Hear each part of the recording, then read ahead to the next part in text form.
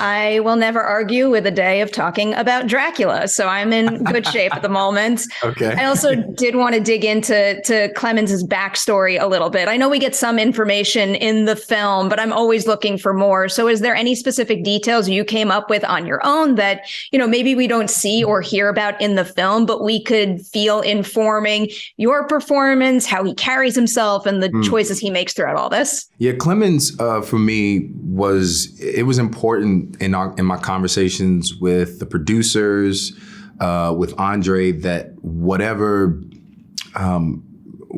we do with Clemens, I think he just needed to make sense, and it just needed to be honest, and so that led to a lot of research, because I've become a bit of a nerd when it comes to my characters. Doesn't matter how off kilter or whatever it is. I'm a student when I dip into these different worlds and time periods and stuff. And so it was important to research these Black men who were Cambridge educated or whatever sort of higher learning during that time at the turn of the century. Like, that was important to me to just highlight that. And if he's going to be a Black man, it has to make sense. And so it just was a little bit more digging into that. And also what I found out was that a lot of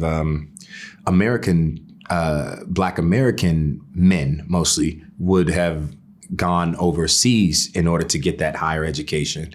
Now, whether or not they'd be able to practice their trade or their occupation was another story. But I think that just informed a lot of his journey, because like he says in the film, his reputation preceded him, but the color of his skin didn't. And so there was information there about him being the other, about evil and the things that he confronted on the day-to-day.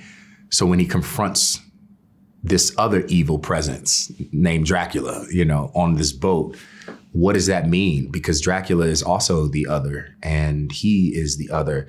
And what do they see in each other as well? So I just thought it was fascinating, and just to explore that without hitting the nail on the head or being didactic about it. But it's like, it's the reality of it. Like, I'm a Black man about to go and do this role, and we have to make it make sense. I always appreciate that level of research and preparation. But on the other side of it, there's always opportunity to discover new things about your character along the way. So can you isolate something specific you learned about Clemens, but only because you were on set working with your scene partners and Andre in the thick of it? Yeah, I think specifically with Clemens, it was his journey. It was we'll also realize that.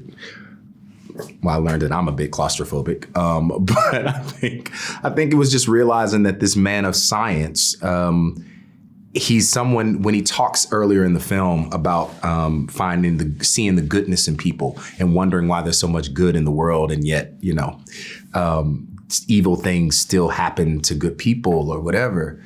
He's pondering something. It's a bit of a foreshadow, because like he's trying to. There's this level of adaptability that he has that he isn't allowing himself. He's a scientist, so when he's presented with Dracula in the supernatural, he doesn't want to believe it. And I think it's the adaptability of who he is that separates him from.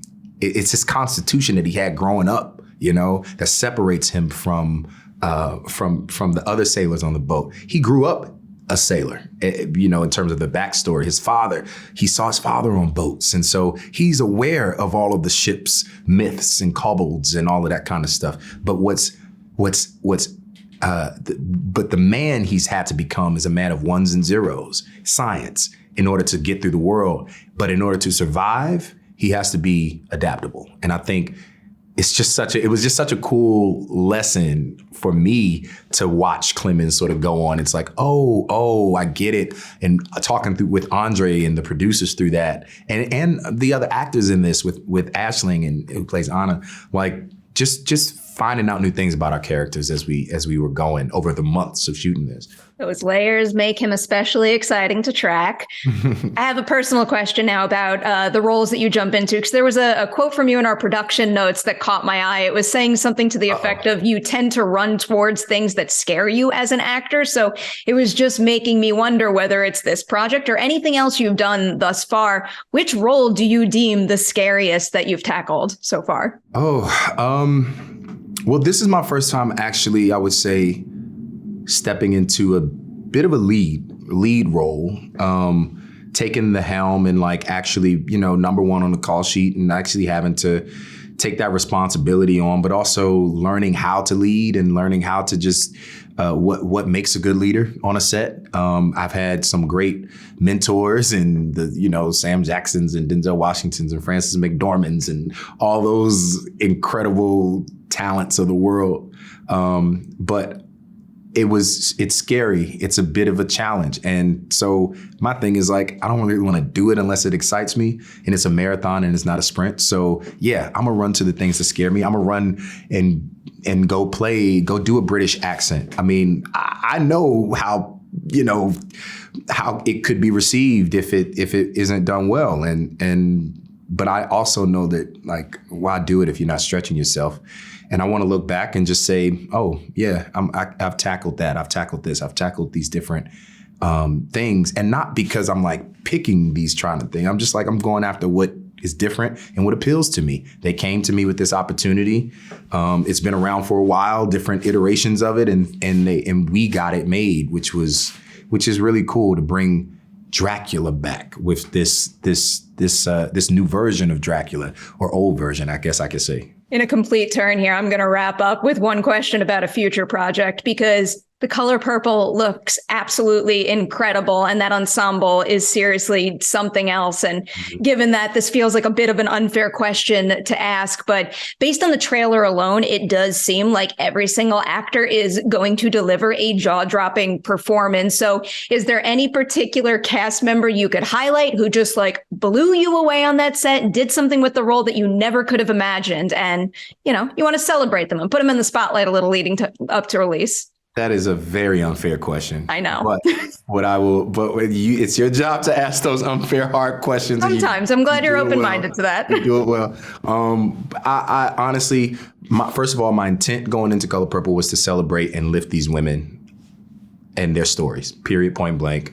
I am in support of. I get emotional when I think about the work that they do on that set. But it's from Taraji to Fantasia, Hallie. I mean, it just, Felicia, who plays Young C. It literally was just incredible to watch Coleman deliver, playing my father. But Danielle Brooks is my classmate from Juilliard. We used to sing Color Purple in the hallways and joke around and stuff like that. And when we graduated, she did it on Broadway. And I told them, and I knew they were going to ultimately go to Danielle, but I told them when I got Harpo, I was like, she has to be Sophia. And the producers were like, we know. I'm like, she has to be, she has to be Sophia. Or I have to be her Harpo. That's what it is. She doesn't have to be, I have to be her Harpo. And she delivers an outstanding performance in Color Purple. So I just want to say. Does not surprise me one bit to hear that. I can't wait to see that. Huge congratulations on this and everything you've accomplished. I can't wait to see you chase more roles that scare you in the future. Thank you. Thank you very much. It's good to talk to you.